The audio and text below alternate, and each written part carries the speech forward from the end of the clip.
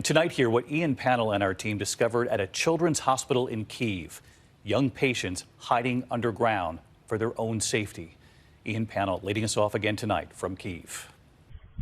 Tonight, Russia intensifying its invasion, increasingly hitting civilian as well as military targets, striking an ammunition dump outside Kharkiv, seen in images posted on social media.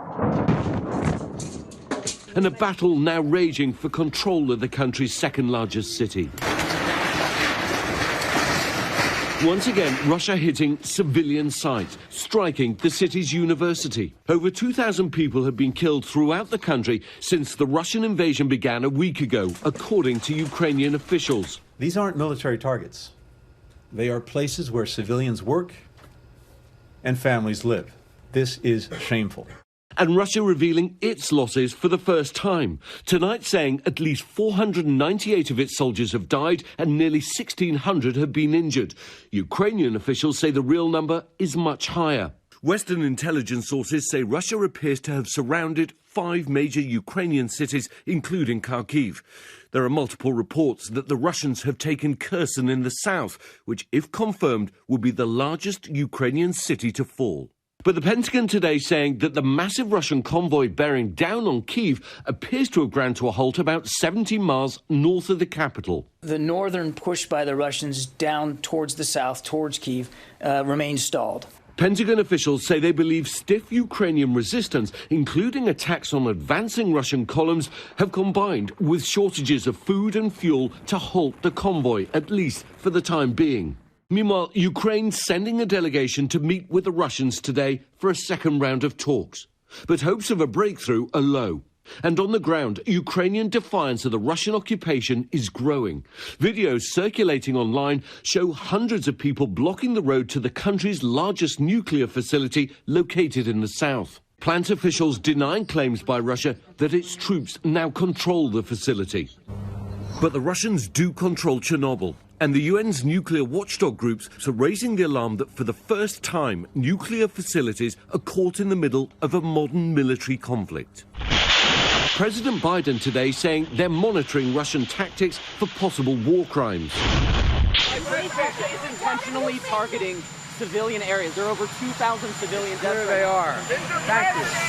In the State of the Union speech last night, Biden welcomed the Ukrainian ambassador and praised her country's heroism. The Ukrainian ambassador to the United States is here tonight, sitting with the First Lady. Let each of us, if you're able to stand and send an unmistakable signal to the world of Ukraine. Thank you. Biden vowing to keep up the economic and political pressure on Putin. He has no idea what's coming. At the UN today, the General Assembly condemning Russia's invasion in an historic 141-5 vote. Russia isolated, with even allies like Cuba and Iran abstaining.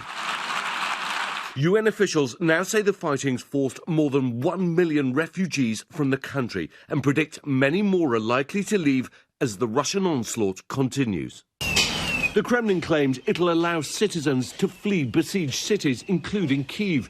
But here in the capital, there are many who have no choice but to stay. This is the biggest children's hospital in Ukraine, where medics and staff now risk their own lives to care for more than 190 desperately sick kids here. We're inside the main children's hospital, not just for Kiev, but for the entire country. And the reason we're heading down this passage and underground is because that's where the patients, the children, some of whom are on chemotherapy, have been moved for their own safety. Since the war began, many of them are now on gurneys, hiding underground in the basement, like little Yarek, who has fluid on his brain. And Ilya, whose dad cares for her, while his wife and other kids are hiding near the front lines. It must be harder down here. Valentin says, of course it's harder down here, but what can we do? We won't give up, though. We'll fight to the last. And it's not just the sick, but the wounded here, too. 13-year-old Vova was badly injured when the family car came under attack. His father and cousin were killed, and he now fights for his life in intensive care. His mother agreed to let us film because so many here want the world to see what has become of their children. My emotion, I believe in victory.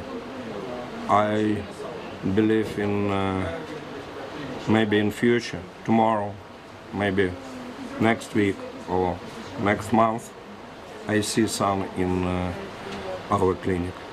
An extraordinary scene unfolding for these families and these youngest of patients already going through what they're going through with their health and now having to hide in the basements just to protect themselves from what's playing out in their country. Ian, I know a lot of people here in this country are going to wonder how these children will survive this if the Russians take over. Will they be protected? And we're also learning about breaking news tonight, reports that a major Ukrainian city may have just fallen in the south. This would be the first large city to fall to the Russians?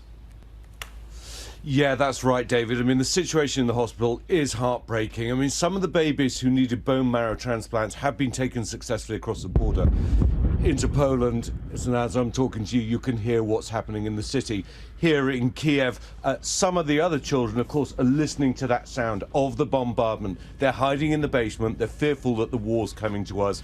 As for Kherson, that's potentially a sound that the war is closing in on many cities in the country. The Russian advance may have been slowed, but it hasn't been stopped. David? And as they brace there in Kyiv as well, Ian, you reported there the UN voting 141 to 5 to condemn Russia's invasion. I'm sure a lot of people are going to be curious who voted against condemning the Russians.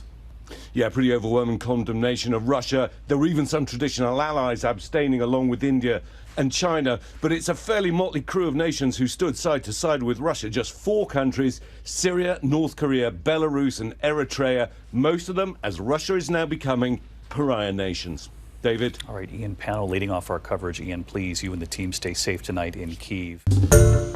Hi, everyone. George Stephanopoulos here. Thanks for checking out the ABC News YouTube channel. If you'd like to get more videos, show highlights, and watch live event coverage, click on the right over here to subscribe to our channel. And don't forget to download the ABC News app for breaking news alerts. Thanks for watching.